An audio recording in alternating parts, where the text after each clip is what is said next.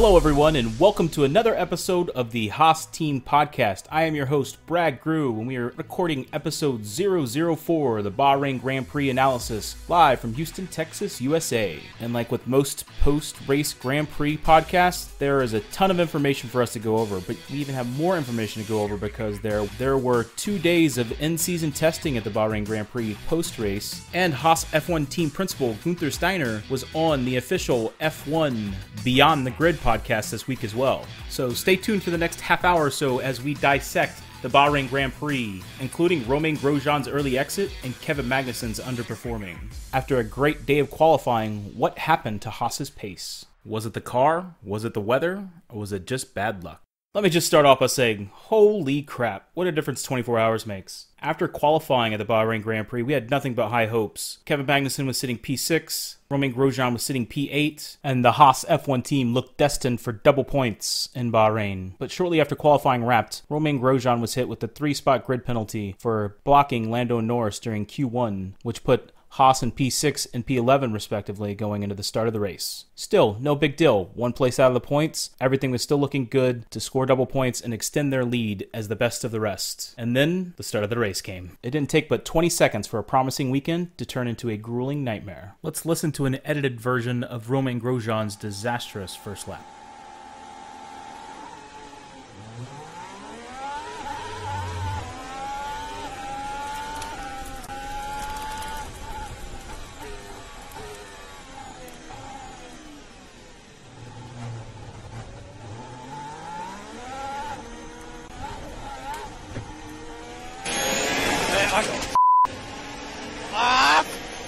Puncture.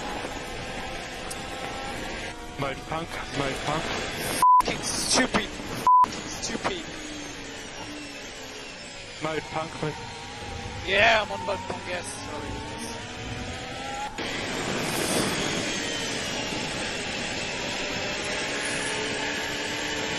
Oh, there. Grip 8, Roman. Grip 8. Oh, shit. Look at the damage, but it's damage. Stupid people, they can't f***ing take a turn one without crashing. Remember, back to mode race start.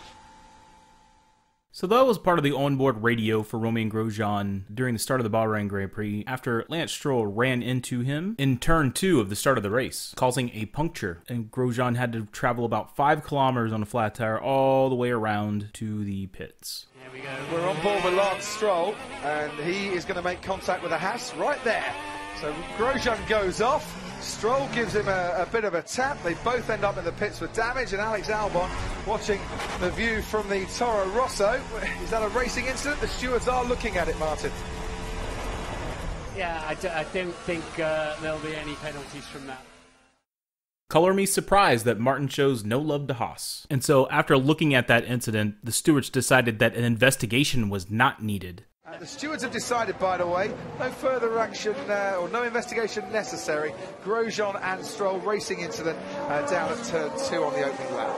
Yeah, I think Lance, if he sees that, he'll think that was kind of inevitable that Grosjean was going to turn in. Grosjean could have given him a bit more space if he indeed knew he was there. Seriously, Martin, what replay are you watching? Stroll had no one on his left side. Grosjean was on the right edge of the track. Meanwhile, Stroll is way past the middle of the track, even though he has a full car width to his left on the inside part of the turn, where no one is at. Not only that, but Grosjean was ahead of Stroll. Grosjean did not turn into Stroll. Stroll rammed into Grosjean. I'm fine with calling this a racing incident, but don't you dare say that Grosjean turned into Stroll. I don't think Stroll did it on purpose, but at the same time, I think he certainly deserves the criticism for doing it, because whenever Kevin Magnussen or Romain Grosjean do something that the rest of the grid doesn't like, they're crucified for it. But even with the puncture that set him back more than 70 seconds on the first lap, Grosjean and his team decided to continue.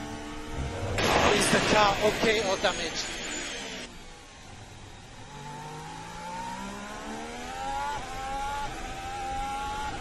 Car's safe to continue, we'll keep you updated. And believe it or not, Grosjean put in some great times after getting back on the track. But he was definitely having handling issues, and he was certain that the car was damaged. There is some damage, but let's keep going, man, let's keep going. So Grosjean soldiered on for about 10 more laps before this radio message. Well, I'm sorry, but it's undrivable.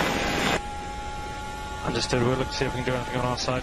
And so while Grosjean was making great time, he's saying that the car is undrivable, which is him clearly saying that he doesn't think he can make it to the end of the race. The car was actually pulling him around pretty crazily, so he would have been exhausted if he did make it another 40 plus laps. And so with no chance of points in the cards, and Grosjean already a lap down and sitting P19, the team makes a tough choice to head into the garage. Race engineer Dominic Haynes breaks the news.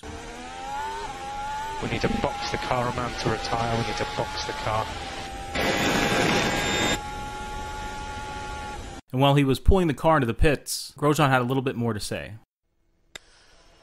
I have got to all myself to tell some people what I think of what they did. Understood, dude. We saw it. I'm not talking about the start. And so I turned up my headphones extremely loud, trying to understand what Grosjean is saying here. He kind of breaks up and it's kind of broken English, so I'm not positive what he's saying, but for the most part, I believe he's just saying that they need to rethink and relook at what they decided to do for the race, and he wasn't just talking about the bad start. So there was probably something wrong with the setup of the car that was making him having to struggle a little more or something along those lines. I'm just not really sure. Looking at the times, that doesn't really make any sense, but we'll get into that later in the episode. But a few minutes later, Sky F1 was able to provide a little insight into why they decided to retire the car. And that is Romain Grosjean. He is out of the race for the second time this season in 2 races. Romain Grosjean is forced to retire, and Gunther Steiner, not a happy man on the Haas pit wall. Yeah, quick word on Romain Grosjean. You saw him retire. Your suspicions were right, guys.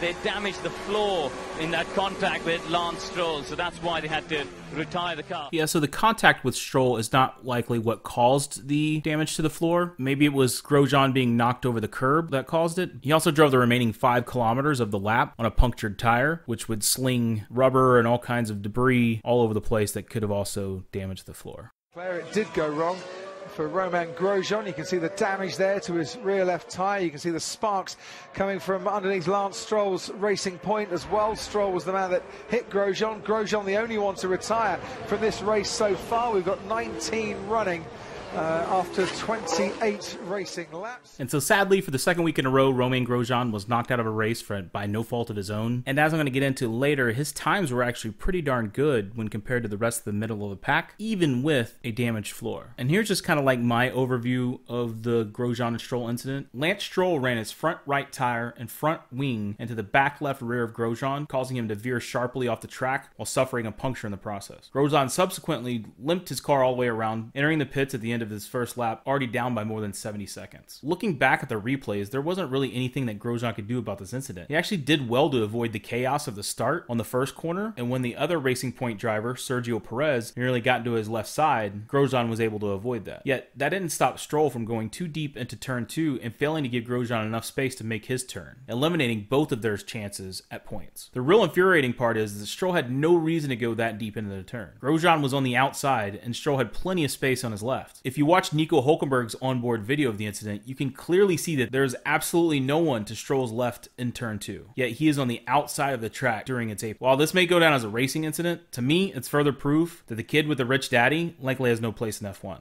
There was quite literally a full car link to the inside part of the turn that Stroll could have used, but instead he chooses to go in wide and wipe out himself and another driver. Now, saying in the race discussions during the race, it's probably hard to drive with a silver spoon stuck up your arse. Seriously, I'm just so really disappointed for Grosjean. He's literally the bad luck Brian of F1, and I don't know why. Nicest guy in the world, and he just can't catch a break. Vettel screwed him in qualifying, and he gets blamed. And then a jackass runs into his backside when there's plenty of room on the track for him to avoid contact, and his weekend's over. But I'm going to dive into some telemetry data from the race later on that shows even though Grosjean had a shortened race, he has a lot to be proud of. But before we do that, we have to talk about the pride of Denmark, Kevin Magnussen. And while Kevin didn't have nearly as bad of a weekend as Romain, his Grand Prix certainly left a lot to be desired. And like the reverse of Romain Grosjean, Kevin Magnussen had a spectacular start and was able to avoid all of the major issues that plagued most of the first few laps of the race. He also put up good times and was able to regain his P6 starting position after Carlos Sainz also got into a scuffle with Max Verstappen. And all in all, everything was going great for K-Mag until he started the 6th lap of the race.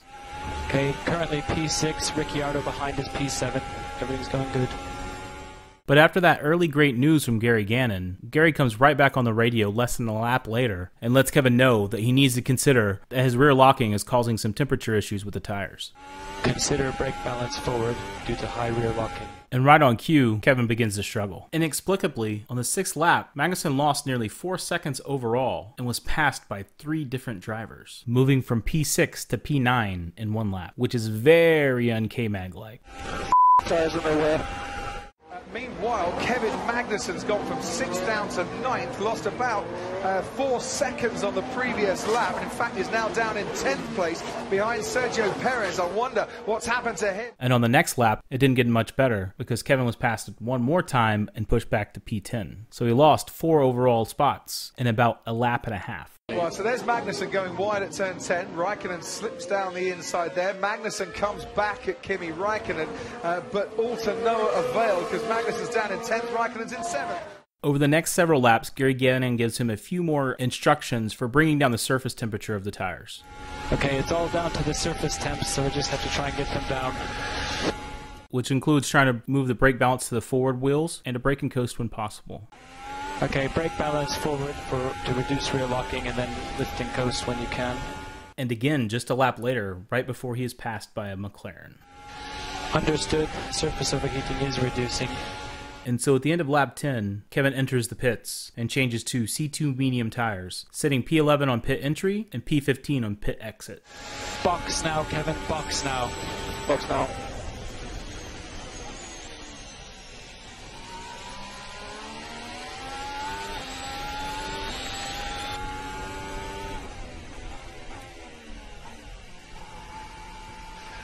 Remember, hold brake pressure, mode race start, and remember your toggle.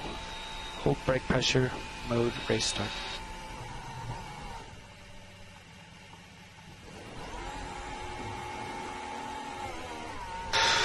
White line will be racing at the exit. Check your right toggle if you're happy with that.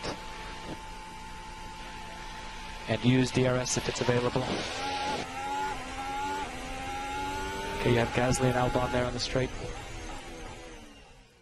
Norris comes in, Magnussen comes in, Magnussen just out ahead of Pierre Gasly, who's got past Alex Albon, and that was the McLaren and the Haas covering off that early stop by the Red Bull and the Toro Rosso as well. Even with the valiant effort, the damage had already been done. Kevin now set P15 with very little hope for the points, but every few laps he was putting in some decent times. Good last lap, same lap time as Norris ahead. Norris is on the same tire, just stopped with you. Okay, that's Perez 2.8 ahead. He's already on his. He's already stopped once. He's 0.8 slower. Magnussen's got no race pace at the moment, Martin. He's been swallowed up by Lando Norris. He might get swallowed up by Pierre Gasly here as well. 3 of them trying to go in all line astern into turn 4. Norris comes out in front ahead of Magnussen. Gasly still biding his time. The stewards are looking at that incident between Verstappen and Sainz as we look at this battle between Gasly and Magnussen. And the Haas, very much the struggling part of that trio. And now, but regardless of what Kevin tried, there was real no consistency to the lap times. They were all over the place. They were ranging from 2 or 3 different seconds at a time, even in clear air. And so the team decided to go for a Hail Mary and called for the 1 stop. Okay, dude, lots of people ahead have committed to 2 stops, so let's make 1 stop work. Kevin Magnussen has been passed once again by Pierre Gasly this time around. That has 6 on the grid, Martin. Whatever is wrong with that car tonight, the race pace has just disappeared for us. Yeah, I don't know if it's hurting his tyres or whether he's carrying an issue. Behind him, he's got Alex Albon, who's going to line up an overtaking move, I think, very, very soon indeed. And while some fans may have criticized the idea of going for 1 stop, there was really nothing the team could do. At this point, Kevin was clearly out of the points. All they could really hope for was make up about 20 to 25 seconds from not having to pit stop again, and then maybe getting a yellow flag at some point to stack the field back up. If he does a normal pit stop and doesn't wait till later in the race, the outcome's still the same. He doesn't finish in the points. And so I completely agree with the team taking a gamble, hoping that cars in front of him either leave the race or that there's a yellow flag or a safety car that stacks everybody back up. Okay, man, so there's 39 laps remaining. Let's see what we can do. We'll just look after these tires, see what comes to us. And about 15 minutes and 10 laps later. Okay, so right now we're P11. 2 or 3 cars ahead are on 2 stops, so they'll have to stop again. And so they play out that scenario, and they realize that they're not getting anywhere with it, that those who are pitting a second time are actually pulling away, and there's really no way for him to catch them, so they call him back into the pit to put on a fresh set of soft tires to finish out the race. Just so you know, I don't think the tires are getting much worse than this. We can't score points from where we are at this pace, so that's why we're going to box and just see what it's like on the other tire.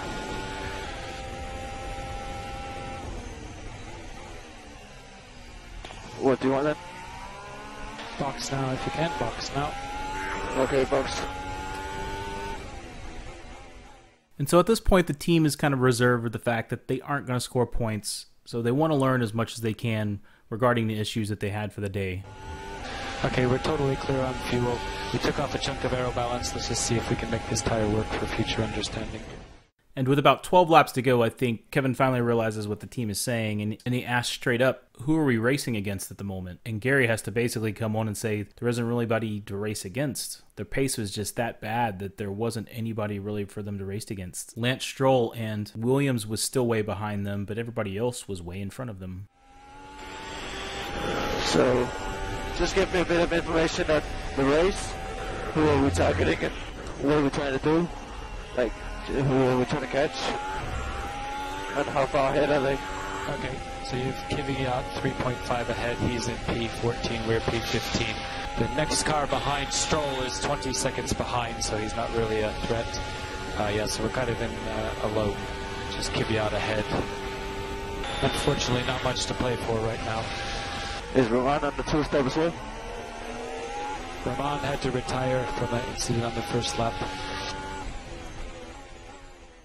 So I thought that was an interesting exchange. That was edited down from a couple of minutes long, to about 45 seconds or so. But Kevin just sounded really bored out there. And I guess that's what it's like, if you're the Williams guys and you're just back there racing each other and there's not really anyone else to race around. And it's good to know that Haas isn't really that team that's used to that. So it's good that Kevin was actually kind of bored. I mean, if you're going to have a terrible race, you're going to want to hate that race, right? You're going to want to get better and you're not going to be satisfied with that at all. You could tell he was just so frustrated, and for good reason. They had the pace in qualifying, and for whatever reason, it just wasn't there in the race. Due to their predicament, instead of sulking, the team set out to do some extra testing in race scenarios. Kevin Magnussen was experimenting in the car as the race wound down. How is the tire right now, and have you reduced lift and coast because of tire? Just trying different things. Yeah, good, that's perfect. And so after a difficult race, I think I'll let Gary Gannon kind of sum it up. Okay, checkered flag, Kevin, checkered flag. Yeah, very difficult race, man. We didn't give you the car that worked in the race. Be interested to hear all your feedback when you get back.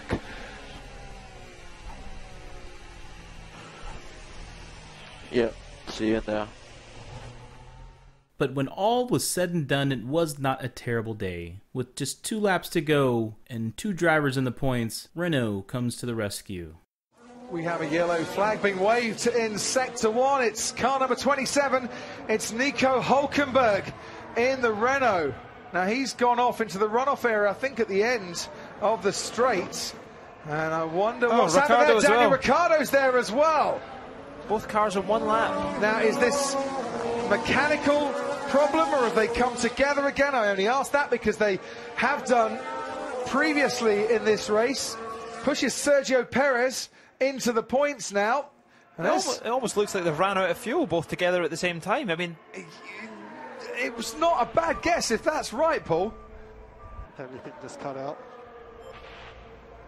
So that you would assume is electrics then, if everything is just cut out, electrics or hydraulics. Let's have a listen on board with Daniel Ricciardo.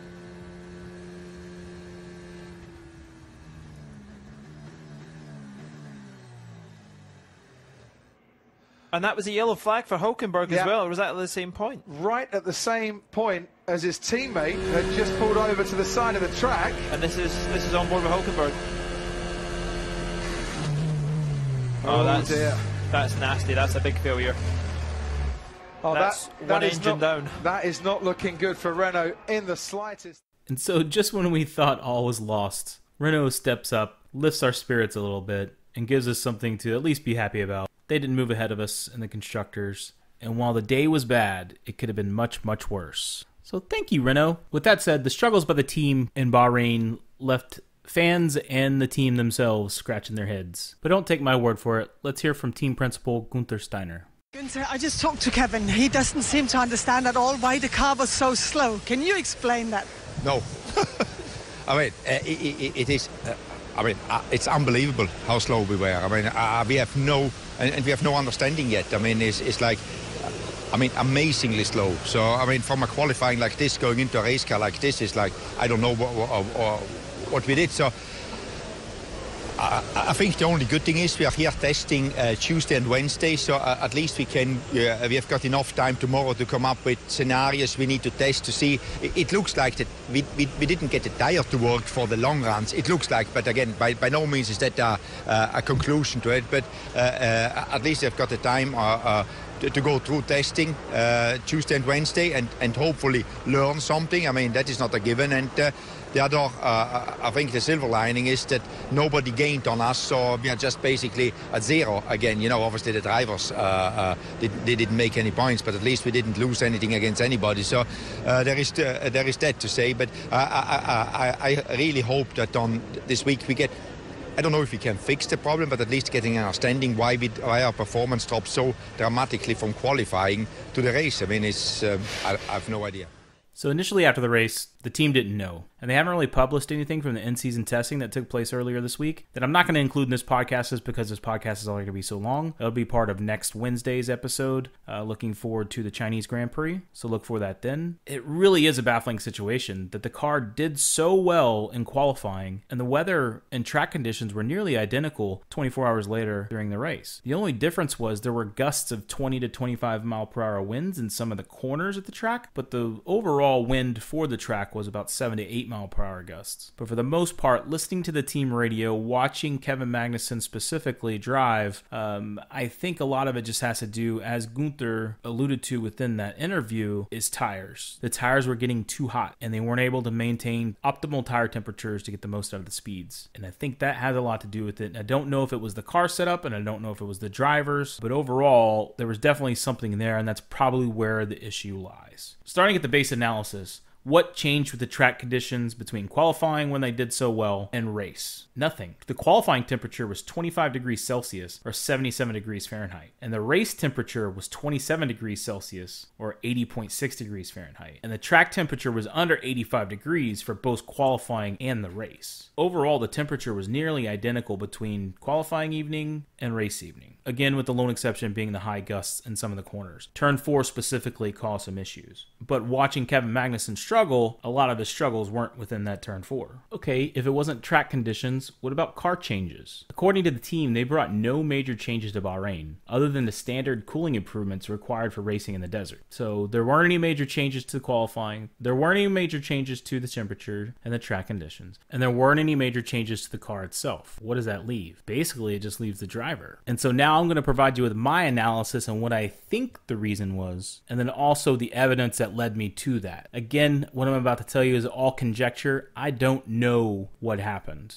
I'm not part of the team. I don't have an inside scoop to the team. I'm literally making this claim based on the evidence I've seen watching the tape, listening to the radio, and watching the race. So with that disclaimer out of the way, let's jump into my analysis. First, I'll be providing some stats, and if the stats are too much to follow within the podcast, head to reddit.com/r/Haas F1 Team and look for the Haas Team Podcast Episode 4 thread on Reddit, and I will post all of the data I'm using in this analysis right here, there for you to view in a physical, viewable form. Also, I did a lap-by-lap analysis for upwards of 40 to 45 laps. I'm not going to go over all of those now for brevity, but just know that my decision is made off of that full scope of information, not the few pieces of information that I mentioned. So, here's my take. What I think happened is that due to race conditions, mainly the high winds, K-Mag over-adjusted his strategy early on, causing the tires to needlessly overheat. The fact that they were able to get the tire temps back to where they needed to be leads me to believe that it was a driver issue and not a car issue. Also, the fact that he was able to actually set good lap times on the yellow mediums, on par and even better than the other cars around him, makes me believe that it just wasn't Kevin's night. Again, this isn't necessarily Kevin's fault. The car's setup plus the high winds on the low downforce track may have been a recipe for disaster, but I certainly think that at the very least, some of his issues were self-inflicted. Early on, in an effort to maintain maintain his position with the internal rhythm he likely gained through testing and qualifying, he may have braked later than he needed to and put more wear on his tires than he needed to.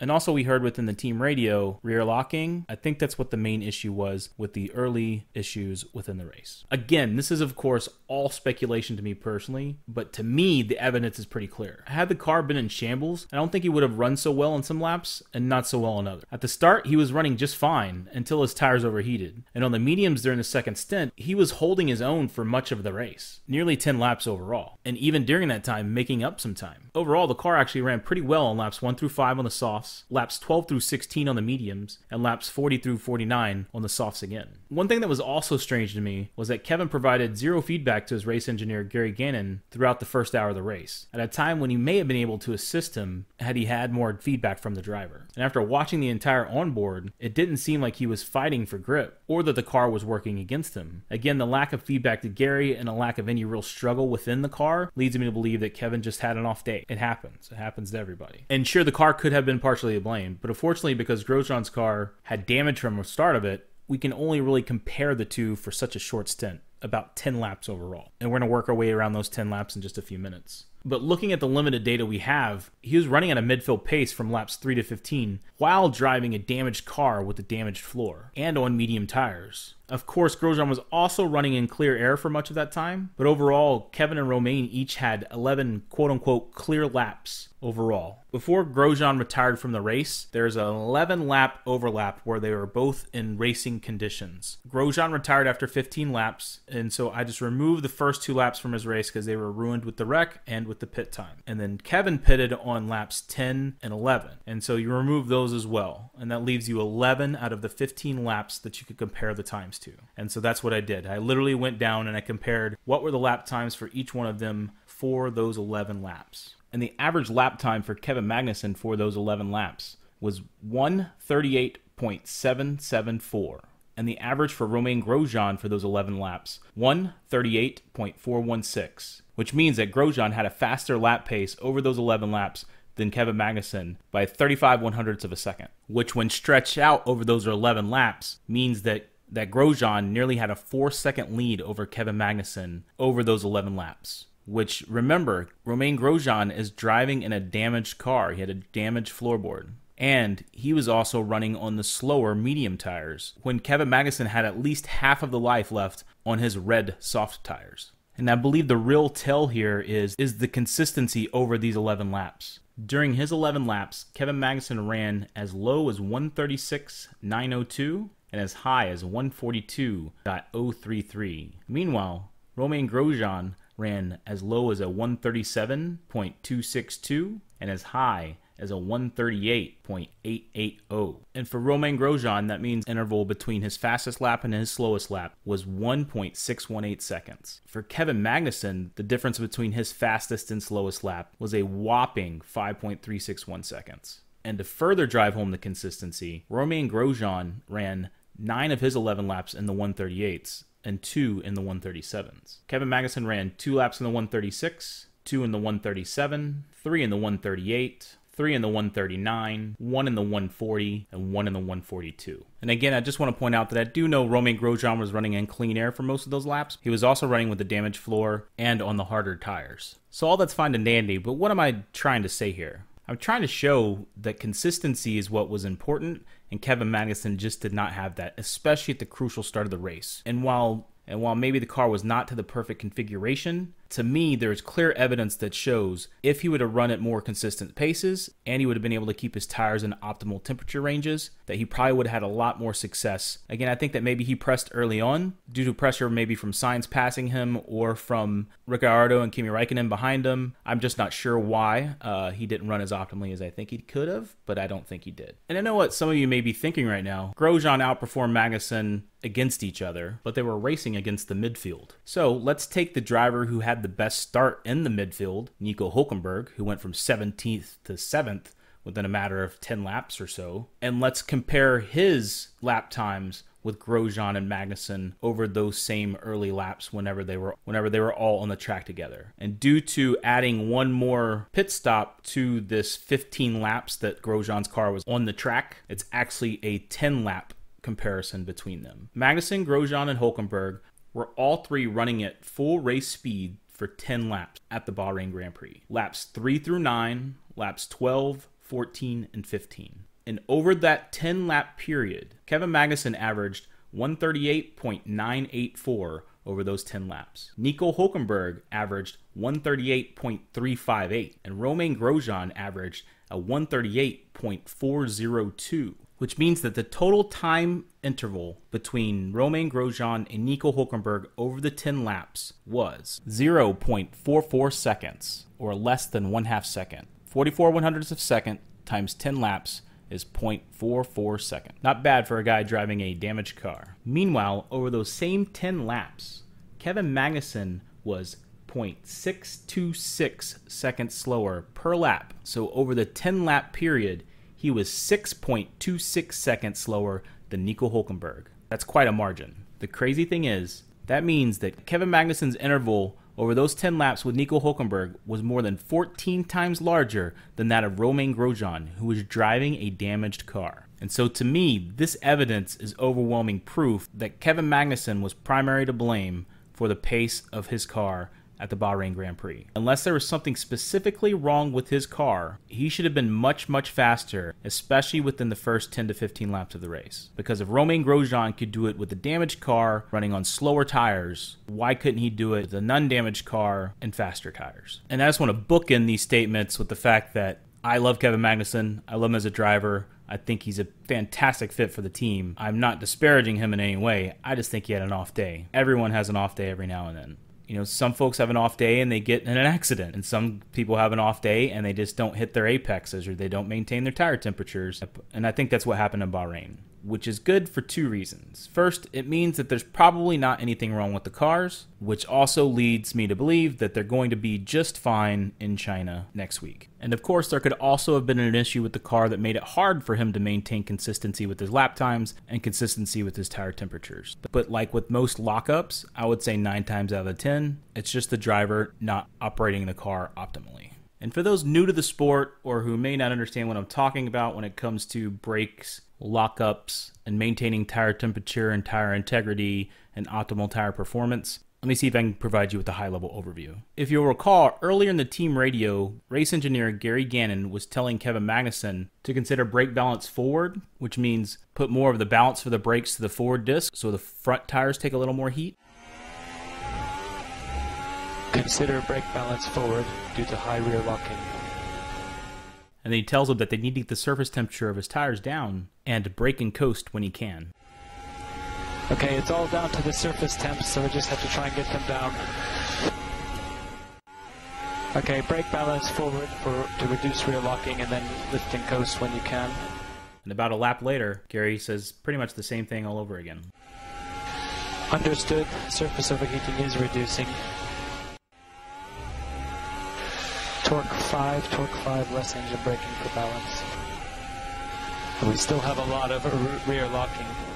So all of those updates from Gary Gannon took place from the 5th lap to the 9th lap, which is when Kevin Magnussen lost 4 places in a matter of moments. His interval to Nico Hülkenberg on lap 6 was nearly 4 seconds. Lap 7 was 1.4 seconds. Lap 8 was 2.2 seconds. And lap 9 was 2.2 seconds. So in total, due to his tires overheating, he lost a total of at least 10 seconds over 4 laps. And that was the race. That right there was the entire race. Because on lap 10, he pitted, which put him into 15th place. And it was just nearly impossible to make his way back through the grid at that time. And so what is rear locking? And why is it a driver's worst enemy? Unlike modern road cars, F1 cars don't have ABS or anti-lock brake systems. So the car brakes according to the driver's skill. When the driver presses the brake, the pads immediately grip the brake disc. If the driver presses too hard, the pads grip harder than the force of the wheel gripping the road, which causes the wheel to stop spinning and quote-unquote lock. In normal braking, a 15% under rotation is the optimum for braking, but when you lock the wheels, it is 100% under rotation. This locking can cause tires to wear unevenly and cause major flat spots, which can and do also cause aero issues for the entire entire car. We saw this when Vettel's car broke free of its front wing simply because of the vibrations caused by the flat spot in his rear tires after the spin. Not only that, but each time you lock up, it greatly increases your chances of locking up again on that same spot as the tires wear unevenly. Long story short, rear locking, like what Kevin experienced during his first stint on softs, is a nightmare. And as his temperatures continued to rise within the tires, it became easier and easier to lock up the tires. And locking doesn't have to be the big exaggerated puff of smoke that we see from time to time as drivers are aggressively braking late for a pass. They can also be partial locking. If optimal braking is 15% under rotation and a full lockup is 100% under rotation, locking can include any number between 16% and 100%. And the more that you lock up, regardless of how big or how small that percentage is, it adds additional friction to the tire surface, which increases the temperature exponentially of the overall tire surface as well. So the more you lock up, the faster your tires are going to heat up, which greatly increases tire degradation and overall grip capability. And all of that is just a really long-winded way of saying that if you don't brake properly, you're going to increase the temperature of your tires, which will decrease the longevity and the effectiveness of the grip within those tires. And I believe that Kevin's inability to maximize the potential of the red tires he started the race with is why he was knocked out of the points. Sorry if that was a little dense, but I think it was a lot of great conversation, especially on the Haas F1 subreddit, about what the issue was with the cars actually struggling during the Bahrain Grand Prix. As I've hopefully shown, is that they weren't struggling as bad as they looked like, or at least Romain Grosjean wasn't, even though he was driving a damaged vehicle, and I think Kevin Magnussen just had a bad day. I don't think there's really anything to worry about as far as how they're going to perform in China. I think they'll be back to full speed. I think you just scratch this one up to a bad day, and maybe there was a configuration that made it a little bit harder for him to control the car. You know, obviously they'll know that from the telemetry data that they got. They did have 2 days of testing where they had nearly 150 laps between the drivers, which is probably well over a terabyte of data that they gathered. That's a lot of data to go through, and so hopefully they figured it out. But we all know that Kevin's a great driver, and Kevin will bounce back. Let's hope that Romain Grosjean is finally lucky enough to finish a race, and that he's not knocked out of another race, and where it's not his fault, and let's take those double points in China.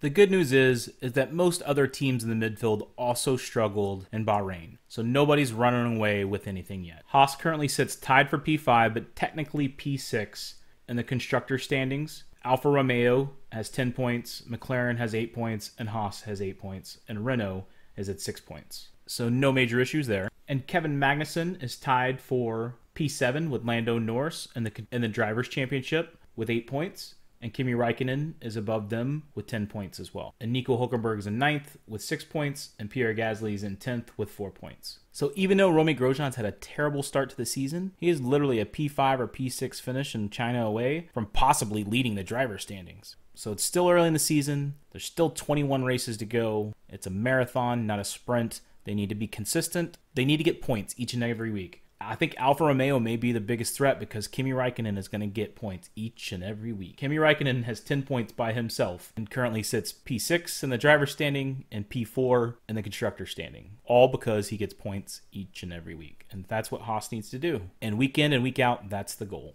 And that's it for today. Thank you so much for tuning in. If you have not, please visit reddit.com/r/Haas F1 Team. We have nearly 1,000 fellow Haas F1 fans who post there and converse there and share information and news. And on race day, we have a race thread where you can go in and live comment and live discuss what's going on within the race. The subreddit has grown by over 50% in the last 3 weeks. 50%, 50. The Netflix Drive to Survive effect is real. Haas is more popular than ever. F1 is more popular than ever.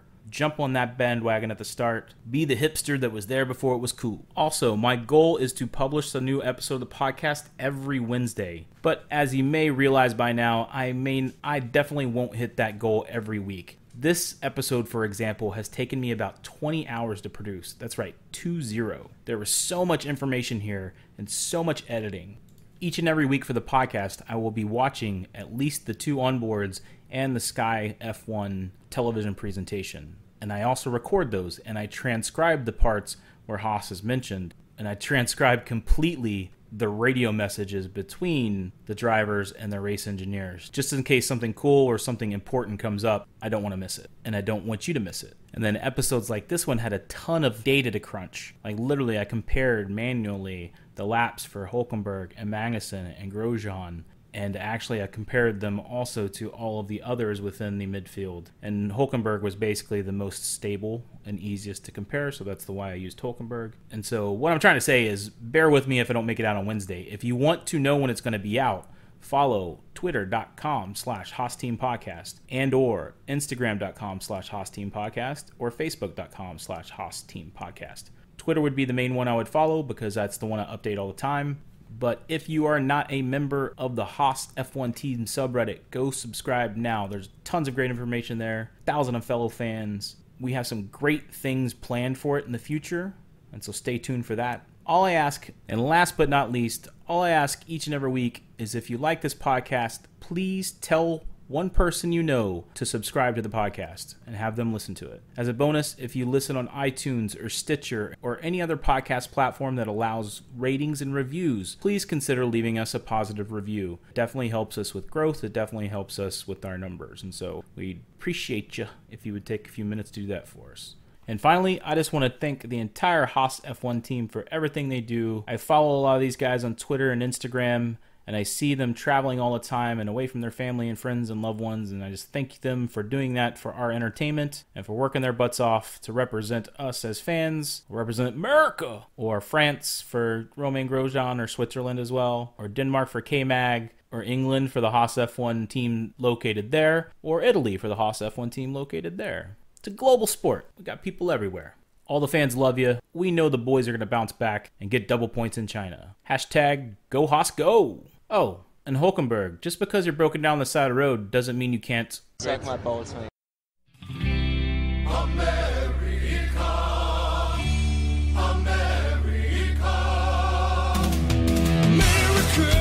Frick. Yeah, coming again to save the mother. Frick. Yeah, America. Frick. Yeah, freedom is the only way. Yeah. Terrorists, your game is through.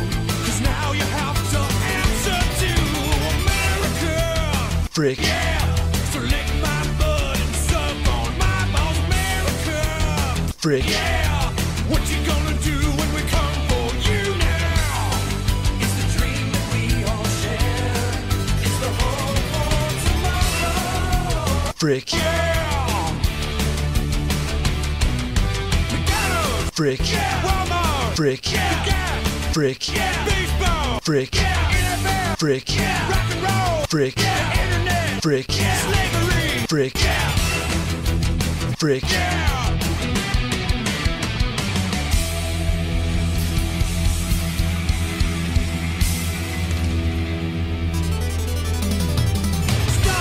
Frick. Yeah. Disney World. Frick. Yeah. Porno. Frick. Yeah. Valium. Frick. Yeah. Reebok. Frick. Yeah. Fake tit. Frick. Yeah. Sushi. Frick. Yeah. Taco Bell. Frick. Yeah. Rodeo. Frick. Yeah. Bed Bath and Beyond. Liberty. Frick. Yeah. White Slip. Frick. Yeah. The Alamo. Frick. Yeah. Band-Aid. Frick. Yeah. Las Vegas. Frick. Yeah. Christmas. Frick. Yeah. Immigrant. Frick. Yeah. Popeye. Frick. Yeah. Democrat. Frick. Yeah. Republican. Frick. Yeah. Sportsmanship. Frick. Frick.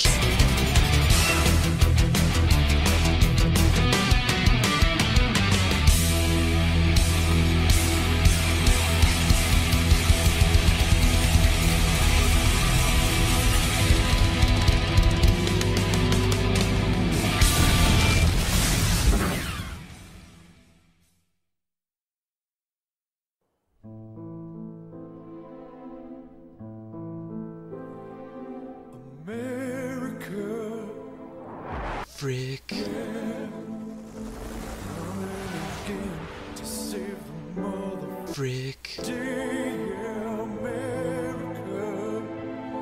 Frick. Freedom is the only way. Yeah, terrorist, your game is through. 'Cause now you have to answer to America. Frick. Yeah. me.